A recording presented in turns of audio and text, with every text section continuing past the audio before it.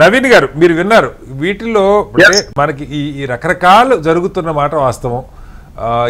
ఎన్ని ఇంజనీరింగ్ కాలేజీలు ఫీజు అంటే కొన్ని కాలేజీలు అసలు కేవలం ఫీజు రీయింబర్స్మెంట్ ఉన్న కారణంగానే స్థాపించారని కూడా వార్తలు ఉన్నాయి. వేల సంఖ్యలో ఇంజనీరింగ్ సీట్లు అయితే ప్రధానంగా ఇంజనీరింగ్ సీట్లు అయితే మిగిలిపోతున్న పరిస్థితి కూడా మనం చూస్తూ ఉన్నాం. వాస్తవంగా ప్రభుత్వం ఒక్కొక్క కన్వీనర్ కోటా సీటుకి లేదంటే బి కేటగిరీ సీట్లకి ఎంత పే చేస్తుంది, అది ఎంతకాలం నుంచి పెండింగ్ ఉన్నది, మీరు ప్రైవేట్ కాలేజీ యాజమాన్యాలుగా పిల్లల దగ్గర నుంచి ఫీజు రీయింబర్స్మెంట్ అర్హత ఉన్న పిల్లల దగ్గర నుంచి కూడా ఫీజు వసూలు చేయటం లేదా, అలాగే కోర్సు అయిపోయిన తర్వాత బకాయిలు ఉంటే ఫీజు రీయింబర్స్మెంట్ రాలేదు కాబట్టి తిరిగి కట్టమని అడుగుతున్నమాట వాస్తవం కాదా, ఏంటి మీ ఇబ్బందులు ఏంటి, ఏం చెప్తారు సార్? ముఖ్య హెచ్ఎంటీవీ ప్రతినిధులకి మరియు నాతోటి మెంబర్స్ అందరు కూడా నా యొక్క కృతజ్ఞతలు, ధన్యవాదాలు సార్. చెప్పండి సార్ మాకు అవకాశం ఇచ్చినందుకు.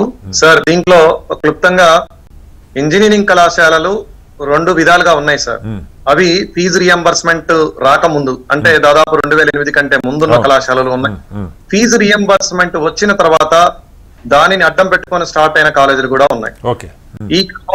ఈ క్రమంలో ఆల్రెడీ ఉమ్మడి ఆంధ్రప్రదేశ్ లో ఉన్నప్పుడు ఒకప్పుడు ఇది కూడా ఫీజు రియంబర్స్మెంట్ బకాయిలు పెండింగ్ ఉన్న తరుణంలో కిరణ్ కుమార్ రెడ్డి గారు ముఖ్యమంత్రిగా ఉన్నప్పుడు కూడా ఈ ఫీజు రియంబర్స్మెంట్ బాకీలు పడిన క్రమంలో అప్పుడు కూడా ఇలానే ఒక ఉద్యమం నడిచింది. అప్పుడు కూడా కళాశాలలు బంద్ పెట్టారు. దీనిపై స్పందించిన ప్రభుత్వం అప్పుడు దాని మీద ఒక టాస్క్ ఫోర్స్ కమిటీలను వేశారు. టాస్క్ ఫోర్స్ కమిటీలు వేశారు. దాని తర్వాత ఆ కమిటీలో నివేదికలన్నీ ఏమీ కాదని అర్థమైంది.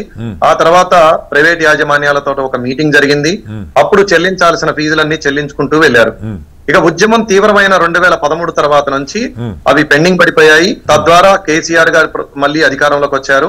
టిఆర్ఎస్ ప్రభుత్వం వచ్చిన దగ్గర నుంచి కూడా ఇంజనీరింగ్ కాలేజీల్లో ప్రమాణాలు లేవు, క్వాలిటీ లేదు, విద్యార్థులకు తగిన న్యాయం జరగట్లేదనే నినాదంతో టిఆర్ఎస్ ప్రభుత్వం కూడా దాని మీద పెద్ద ఎత్తున 2 సంవత్సరాల పాటు ఫీజు రియంబర్స్మెంట్ నిలిపేసింది. నిలిపేసిన మీదట కొన్ని కళాశాలను ఆపేసింది కూడా, ప్రమాణాలు లేవు అనే సాకుతోటి.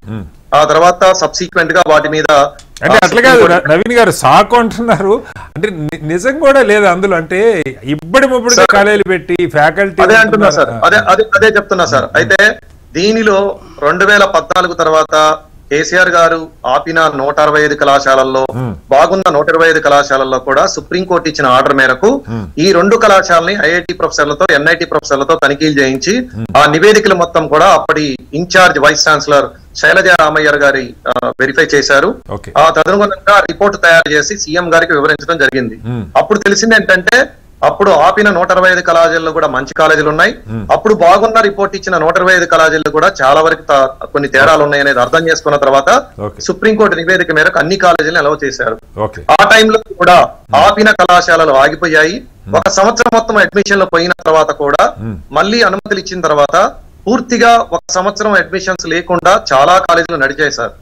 ఆ తదనంతరం 2 సంవత్సరాల పాటు టిఆర్ఎస్ ప్రభుత్వం కూడా ఫీజు రియంబర్స్మెంట్ మీద కొంత స్తంభన ఇచ్చి దాన్ని పెండింగ్ పెట్టి ఆ తర్వాత దాన్ని చాలా వరకు పొడిగించి 2017 తర్వాత వాస్తవాలు వెలుగులోకి వచ్చి రాజేశ్వర రెడ్డి గారు లాంటి వాళ్ళు సీఎం గారికి ఎక్స్ప్లెయిన్ చేసి సార్ ఇది ఇలా కష్టం అని చెప్పి ఎక్స్ప్లెయిన్ చేసిన మీదట అప్పుడు ఫీజు రియంబర్స్మెంట్ పద్ధతిగా విడుదల చేసుకుంటూ వచ్చారు. అయితే అప్పటికి ఏ కాలేజీలు అయితే ఫీజు రియంబర్స్మెంట్ కోసం మాత్రమే పెట్టారో దాదాపు ఆ కళాశాలలు మొత్తం కూడా ఇప్పటికి మూతపడిపోయాయి సార్. ఎవరైతే సీరియస్ గా నడపాలని నిబద్ధతతో ఒక ప్యాషన్ తో స్టార్ట్ చేసిన కాలేజీలు మాత్రమే ఇప్పుడు మిగిలిన్నాయని నేను ఘంటాపదంగా చెప్పగలుగుతాను సార్. ఎందుకంటే 2014 టిఆర్ఎస్ ప్రభుత్వం తర్వాత విపరీతమైన తనిఖీలు జరిగాయి. చాలా సిస్టమాటిక్ గా అప్లికేషన్ స్టార్ట్ చేసింది.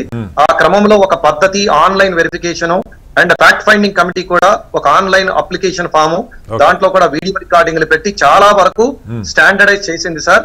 ఈ రోజు ఇప్పుడు మిగిలి ఉన్న కళాశాలలు అంటే దాదాపు ఒక స్టాండర్డ్స్ మెయింటైన్ చేయడానికి డిసైడ్ అయ్యి ఉన్న సుమారుగా ఎన్ని ఇంజనీరింగ్ కాలేజీలు ఉన్నాయి, ఎంతమంది విద్యార్థులు ఫీజు రియంబర్స్మెంట్ అర్హత పొందుంటారు సార్? రఫ్ గా మీకు ఏమైనా ఐడియా ఉందా నవీన్ గారు? ఉంది సార్, దాదాపు 132 అఫిలియేటెడ్ కాలేజెస్ ఉన్నాయి సార్. ఆల్మోస్ట్ 40 దాకా దాదాపు అటానమస్ కాలేజీలు ఉన్నాయి సార్. ఓకే, సో మీకు అంటే బీఆర్ఎస్ ప్రభుత్వం హయాంలో బకాయిలు ఇప్పుడు ప్రభుత్వ బకాయిలు మొత్తం కలిపా ఇప్పుడు 8,000 కోట్ల దాకా అంటే మీకు ఇంజనీరింగ్ కాలేజీలు ఒకటే కాదు, మిగతా అన్ని కలిపాయి. అన్ని కలిపి సార్ అన్ని కూడా 2021-22 కొన్ని కొత్త జిల్లాలకు బడ్జెట్ లేక కొన్ని ఆగిన మాట వాస్తవం. కానీ కొన్ని జిల్లాల్లో 21-22 విద్యా సంవత్సరానికి కూడా పాత ప్రభుత్వం చెల్లించింది. 21-22 విద్యా సంవత్సరంలో ఒక 30% ఆ రోజుకి చెల్లించింది. ఎలక్షన్స్ దగ్గరకు వచ్చాయి. ఆ క్రమంలో టిఆర్ఎస్ ప్రభుత్వం దాన్ని పెండింగ్ పెట్టింది. ఆ తదనంతరం మళ్ళీ ఇప్పుడు ఫ్రెష్ గా అధికారంలోకి వచ్చిన కాంగ్రెస్ ప్రభుత్వం దాని మీద ఇంతవరకు దృష్టి పెట్టలేదు సార్. అయితే ఒకటి నేను చెప్పదలుచుకున్నాం సార్, మేము 2 అంశాలు మాట్లాడదలుచుకున్నాం సార్. జనరల్ గా ఇప్పుడు ప్రభుత్వంలో ఉన్న మంత్రులు గాని వారు ఏమంటున్నారంటే, సార్ ఇది మేము మా దగ్గర డబ్బులు లేవు, స్కీమ్స్ కే మాకు డబ్బులు సరిపోవట్లేదు అని చెప్తున్నారు సార్.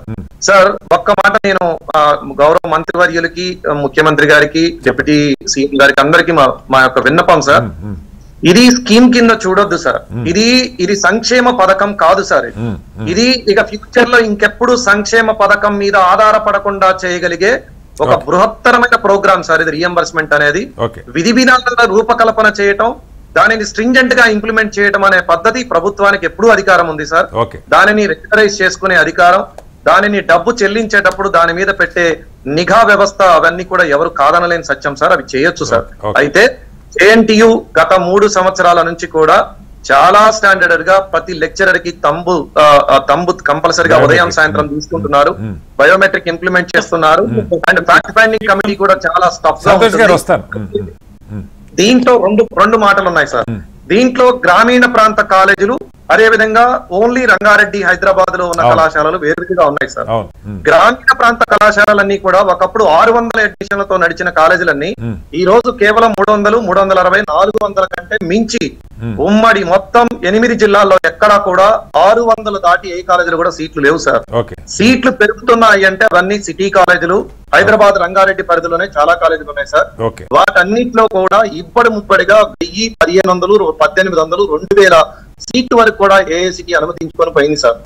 యాక్చువల్ గా ఫీజు రియంబర్స్మెంట్ రాజశేఖర రెడ్డి గారు ప్రవేశపెట్టినప్పుడు కేవలం ప్రతి కాలేజీలో కూడా 480 సీట్లకు మాత్రమే ఫీజు రియంబర్స్మెంట్ చెల్లించే అవకాశం ఉన్నప్పుడు అంత స్ట్రెంత్ కు మాత్రమే ఫీజు రియంబర్స్మెంట్ పథకాన్ని కేటాయించి దాని ప్రకారం పెట్టుకుంటూ పోయారు సార్.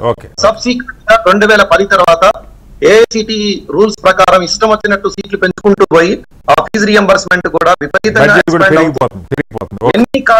ఎన్ని సీట్లు పెరిగితే అన్ని సీట్లు ఎక్స్పాండ్ అయ్యే పరిస్థితి ఉంది సార్.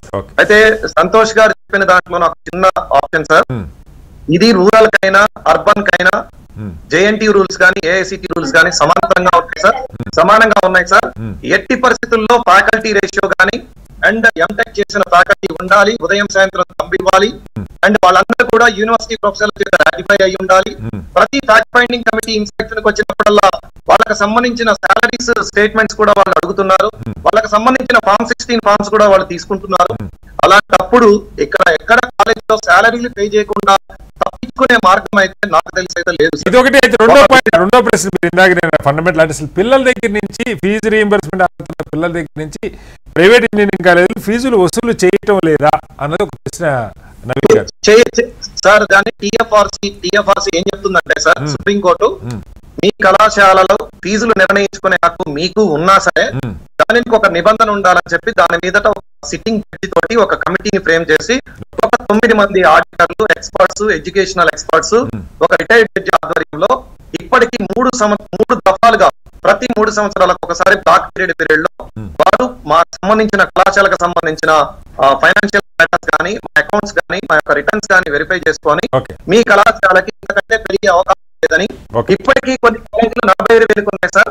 అక్కడ చూపెట్టిన ఎక్స్పెండిచర్ ప్రకారం మాత్రమే ఫీజు పెంచుకునే అవకాశం ఇస్తున్నాయి సార్. ఇది పెంచకుండా ఇష్టం వచ్చినట్టు చేసుకునే అధికారం మాకు లేదు సార్.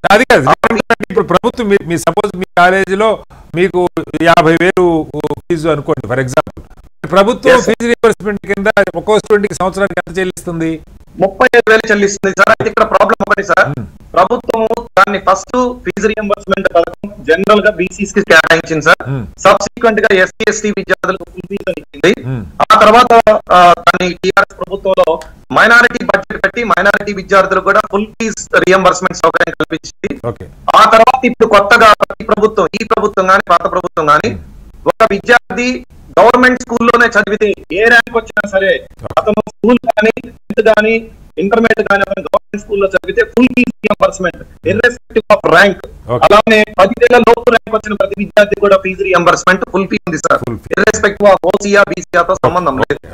అలాంటప్పుడు మెజారిటీ డబ్బులు ప్రభుత్వమే దాన్ని చెల్లిస్తానని ఒప్పుకొని దాని మీద పెండింగ్ పడుతూ ఉంది సార్. ఇది పెరుగుతుంది సార్. మీరు ఇప్పుడు గవర్నమెంట్ స్కూల్లో చదివిన విద్యార్థులకు ఫీజు ఫ్రీ అంటున్నారు, 10,000 లోపు ర్యాంక్ వచ్చిన విద్యార్థి ఫ్రీ అంటున్నారు, minorities free, SC free, ST free, ఇక కట్టేది ఓసీ బీసీ విద్యార్థులే సార్.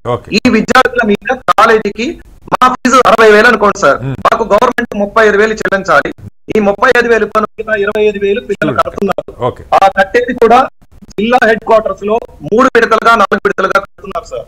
మీరు చెప్పే దోపిడీ గురించి మీరు మాట్లాడాలంటే అది హైదరాబాద్ రంగారెడ్డిలో కొన్ని కాలేజీలకు మాత్రమే వర్తిస్తారు సార్. అలా అని చెప్పి రంగారెడ్డిలో కూడా ఇప్పుడు ముద్దగా కలెక్ట్ చేసే ఇన్స్టిట్యూషన్స్ లేవు. రైట్ నవీన్ గారు.